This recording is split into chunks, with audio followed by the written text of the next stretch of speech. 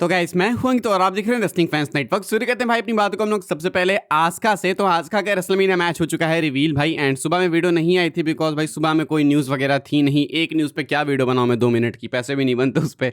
तो it's all about money you know भाई। तो आस्का से बात शुरू करेंगे हम लोग सबसे पहले। आस्का एंड इयो स्काई का मैच फिलहाल प्लान्ड है फॉर रेसलमेनिया 42। ये बॉडी स्लैम की अपडेट निकल के सामने आई है। कहा जा रहा है कि Asuka versus Iyo Sky is reportedly scheduled for WrestleMania 42 and potentially could end up being a triple threat match with the addition of Kairi Sane. Body slam का कहना है कि आस्का एंड इयो स्काई का एक सिंगल्स मैच फिलहाल scheduled है mania के लिए। पिच डिस्कस्ड ऐसा कुछ भी नहीं कहा गया है, कहा गया है शेड्यूल्ड है, यानी कि तो मान लो कि डब्ल्यूडब्ल्यूई ने इसको लिख दिया है कि ये तो होगा मेनिया 42 में। आपने वो देखा होगा अनरियल में एक वाइट बोर्ड जो है वो लगा रहता है, उस पर मैचेस लिख के रखते हैं, तो आप मान लो कि उस पर लिख चुका है। लेकिन पॉसिबिलिटी है कि कायरी सेन इस इक्वेशन में ऐड हो सकती हैं। वी नो कि आईडी क्या होता है, कायरी सेन एंड इयो स्काई आस्का के बीच में कुछ ना कुछ तो चल रहा है। इयो स्काई तो चलो कंपेटिटर है सामने, आस्का एंड कायरी सेन आपस में ही भिड़ रही हैं। कायरी सेन के लिए बोलना गलत होगा, वो तो भिड़ नहीं रही भाई, उनके साथ तो ब्लैकमेलिंग ही हो रही है, उनको टॉर्चर ही किया जा रहा है। ऐसे में आस्का जो है भाई कायरी सेन को बहुत ज़्यादा परेशान करेंगी। तो रेसलमेनिया के टाइम पे हो सकता है Kairi Sen finally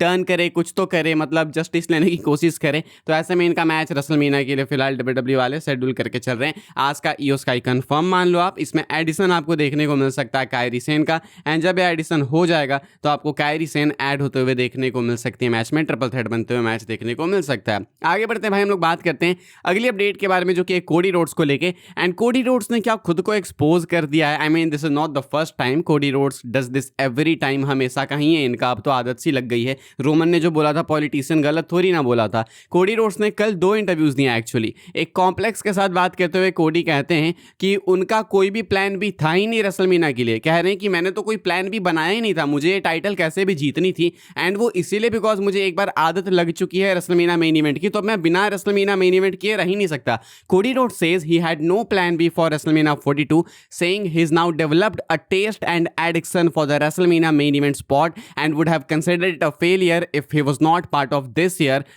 this year in Las Vegas। तो कॉम्प्लेक्स के साथ बात करते हुए कोडी कहते हैं कि देखो मेरे पास कोई प्लान भी था ही नहीं रेसलमेनिया 42 के लिए, मैंने जो है भाई एक आदत सी लगा ली है, लत सी लगा ली है, मुझे एडिक्शन हो चुका है रेसलमेनिया मेन इवेंट करने का। तो अब तो मैं ऐसी कोई पॉसिबिलिटी कंसीडर भी नहीं कर सकता जहां पे मैं रेसलमेनिया के मेन इवेंट में ना हूं, एंड अगर मैं रेसलमेनिया के मेन इवेंट में नहीं हूं इसका मतलब कि मैं एक फेलियर हूं। कोडी रोड्स ने जो बात बोली है, इतनी फालतू बात है, इस पे आएंगे, लेकिन कोडी रोड्स ने जस्ट इस इंटरव्यू के पहले एक इंटरव्यू दिया था, एंड उसमें कोडी कहते हैं कि देखो मेरे पास एक प्लान बी था रेसलमेनिया के लिए, एंड वो ये कि अगर मैं डब्ल्यूडब्ल्यूई चैंपियनशिप नहीं जीतूंगा तो मैं या तो जेका फाटू का अगेंस्ट जाऊंगा, नहीं तो सैमी ज़ेन के अगेंस्ट। क्या बोलते हो भाई तुम? एक इंटरव्यू में बोलते हो कि मेरे पास प्लान बी ये था, एक में कहते हो कि मेरे पास तो कोई प्लान बी ही नहीं था। अभी कुछ दिन पहले भी इन्होंने बोला कि भाई मैं बेबी फेस ही रहना चाहता हूँ, हील तो मैं बनना ही नहीं चाहता। उसके अगले इंटरव्यू में कहते हैं कि हील बनना ही तो मेरी जिंदगी का एम है। क्या मतलब कुछ भी भाई। तो फिलहाल ये कोडी रोड्स के उस वाले स्टेटमेंट पे आते हैं, प्लान बी वाले पे। कहते हैं कि मेरे पास रेसलमेनिया 42 के लिए कोई प्लान बी था ही नहीं, मैं तो रेसलमेनिया एनीवेज मेन इवेंट करने वाला था, मुझे करना ही था टाइटल जीत के। तो ऐसे में हमको पता है कि कोडी रोड्स ने पुश किया अपने मैच के लिए रैंडी ऑर्टन के अगेंस्ट। इसका मतलब कि इनके पास इतनी पावर है भाई कि किसी को भी मेन इवेंट से निकाल देंगे एंड खुद घुस जाएंगे जस्ट बिकॉज इनको रेसलमेनिया के मेन इवेंट में। कौन है भाई ये? मतलब इतनी क्यों स्पेशल ट्रीटमेंट? कौन है कोडी रोड्स? इतनी तो रॉक को भी नहीं मिली भाई, वो आए थे उसके बाद वो निकल गए थे रेसलमेनिया के मेन इवेंट से, इनको क्यों मिल रही है? स्टार डस्ट थे भाई एक टाइम पे, AEW से भगाया गया इनको, जब इनको वहाँ से नहीं मिला अच्छा सा कोई रिएक्शन तो खुद छोड़ के इनको भागना पड़ा। जब वहाँ से नेग्लेक्ट हो गए तो यहाँ पे आगे भाई सेथ रॉलिंस को, लेसनर को, सबको इन्होंने बरी कर दिया अपने फ्यूड्स के अंदर, एंड अभी भी इनको रेसलमेनिया का मेन इवेंट चाहिए। क्यों भाई क्यों? ये जो नाम है कोडी रोड्स, बस इस नाम के ऊपर, इसीलिए आप मैकेंटायर को निकाल के इनको डाल दोगे? क्या बोले इसके बारे में भाई? ये तो साफ साफ पॉलिटिक्स है। इन्होंने खुद एक्सेप्ट किया कि हाँ भाई मुझे मेन इवेंट चाहिए था, मैंने मैकेंटायर को हटा दिया, अब क्या करे बताओ, मुझे आदत लग गई है। आदत छुड़ाई भी जा सकती है भाई, रॉक के हाथ में दो ना कंपनी थोड़ा, फिर देखते आदत कैसे छुटती है 5 दिन के अंदर। आगे बढ़ते हैं भाई, हम लोग बात करते हैं अगली अपडेट के बारे में जो कि मंडे नाइट रॉ को लेकर। अभी जो अगला एपिसोड होने वाला मंडे नाइट रॉ का भाई, वो बहुत ही ज्यादा इंपॉर्टेंट होने वाला है, लाइक मोस्ट इंपॉर्टेंट एपिसोड शायद मैं अभी तक का उसको बोल सकता हूँ, on the road to Mania. Roman Reigns होने वाले हैं उस शो में, लेसनर होने वाले हैं, स्टोन कोल्ड स्टीव ऑस्टिन भी एक्सपेक्टेड है, एंड इसकी टिकट सेल्स में आपको बता देता हूँ, ये नंबर्स निकल के सामने आए हैं रसल टिक्स की तरफ से। And according to WrestleTix WWE ने फिलहाल ऑलमोस्ट इस शो को सोल्ड आउट कर लिया है। सेटअप कैपेसिटी है 12,868 की, जिसमें से कि हो चुके हैं डिस्ट्रीब्यूट 11,824 टिकट्स। पिछले 7 दिनों में डब्ल्यूडब्ल्यूई ने 2,786 यानी कि 2,786 टिकट्स बेच रखे। तो अगर 7 दिन में इतने बेच सकते हैं तो आने वाले 3-4 दिन में तो इजिली 1,044 टिकट्स जो बच रहे हैं वो तो बेच ही देंगे। तो एक पैक्ड शो होने वाला है, एक सोल्ड आउट शो होने वाला है। एंड सिर्फ रोमन रेंस ऐसे आने वाले नहीं है, मतलब हमको पता है कि रोमन आके करने भी क्या वाले, एक बहुत ही इंपॉर्टेंट सेगमेंट है उनका, वो आके फाइनली पंक का रिस्पॉन्ड करने वाले हैं। भाई पंक ने जो भी बोला तो वो एक इंपॉर्टेंट सेगमेंट है, लेसनर के लिए भी इंपॉर्टेंट है। एंड ऑल्सो स्टीव ऑस्टिन भी रूमर्ड है, एक्सपेक्टेड है। तो डेफिनेटली एक मैसिव शो है एंड इसके लिए इतने टिकट सेल्स तो होनी भी चाहिए। एंड एक सोल्ड आउट शो होने वाला है,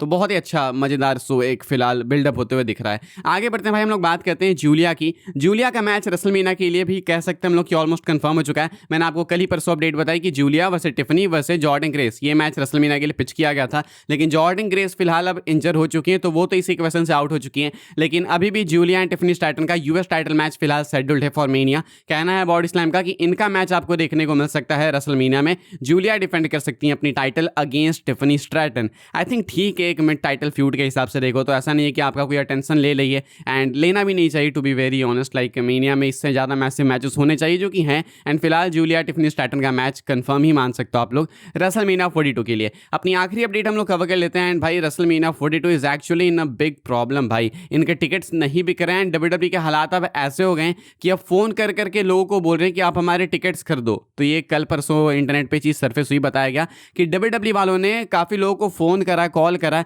एंड कॉल करके बोला है कि देख लो हम रेसलमेनिया करा रहे हैं इधर इधर, अगर आप इंटरेस्टेड हो तो आ जाओ, कॉल कर सकते हो इस नंबर पे एंड रेसलमेनिया के लिए टिकट्स बुक कर सकते हो। तो डब्ल्यूडब्ल्यूई के हालात ये हो गए हैं कि पहले इन्होंने टिकट प्राइसेस महंगे किए, वो टिकट्स नहीं बिके। इन्होंने फिर उसके बाद कुछ डिस्काउंट वगैरह डाला, एक पे एक फ्री भी डाला, फिर भी टिकट्स नहीं बिके। इन्होंने अभी तक भाई extra tickets, extra seats add भी नहीं की है। एंड अब भी सिचुएशन नहीं सुधर रही है, तो अभी लोगों को कॉल कर रहे हैं एंड फोन करके बोल रहे हैं कि देखो आप आना चाहते हो तो आ जाओ, हम ऐसे ऐसे टिकट्स बेच रहे हैं। अब इनको सामने से जाके पर्सन बाय पर्सन अप्रोच करके बोलना पड़ रहा है कि देख लो रेसलमेनिया हो रहा है, आप टिकट्स खरीद लो, आपको आना है। तो ये है फिलहाल डब्ल्यूडब्ल्यूई के हालात। अरे भाई एक सिंपल सॉल्यूशन है यार, प्राइस थोड़े डाउन कर दो ना, इतना क्या है। मानता हूं कि टीकेओ का प्रेशर है, ये है वो, टीकेओ को समझना चाहिए थोड़ा यार कि डब्ल्यूडब्ल्यूई फैंस रियल वाले नहीं अटेंड कर पाते हैं अफसोस भाई। वो जो रियल 2018-19 के टाइम, 20-21 के टाइम पे फैंस आते थे क्राउड में, जो एक्चुअल रिएक्शंस देते थे, वो अब नहीं दे पाते हैं। अब सिर्फ वो वाली जनता आती है डब्ल्यूडब्ल्यूई को देखने जो कि बहुत रिच है, अमीर है, उनको फर्क नहीं पड़ता भाई कि डब्ल्यूडब्ल्यूई में क्या हो रहा है, किसको पुश मिल रहा है,